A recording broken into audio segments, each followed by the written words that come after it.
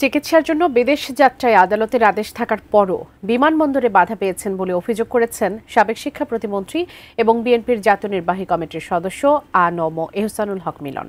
সকালে জাতীয় প্রেস ক্লাবের জহুর হোসেন চৌধুরী হলে সংবাদ সম্মেলন করে এহসানুল হক মিলন জানান, ব্যাংককে চিকিৎসার উদ্দেশ্যে বৃহস্পতিবার ঢাকার হযরত শাহজালাল আন্তর্জাতিক বিমানবন্দরে যাওয়ার পর তিনি জানতে পারেন বিদেশ যাত্রায় নতুন করে নিষেধাজ্ঞা থাকায় তাকে বাধা দেওয়া হয়েছে। এটি সরকারের অমানবিক আচরণ উল্লেখ করে এই ঘটনায় ষড়যন্ত্র উড়িয়ে দেওয়া যায় না বলে মন্তব্য করেন এহসানুল হক মিলন। 30 অক্টোবর 2025 তারিখে পুনরায় ব্যাংককে চিকিৎসার উদ্দেশ্যে রওনা হই।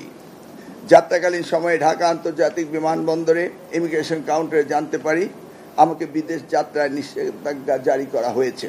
যে কোর্ট আমাকে যে অর্ডার দিয়েছিল 2019 সালে, সেখানে কোনো ডেট এক্সপায়ারেশন ডেট নেই, সেখানে এটা ভ্যালিড ডকুমেন্টস। সেখানে বলা হয়েছে যে আপনি চিকিৎসার জন্য বিদেশ যেতে পারেন, বাধা দিতে পারে না।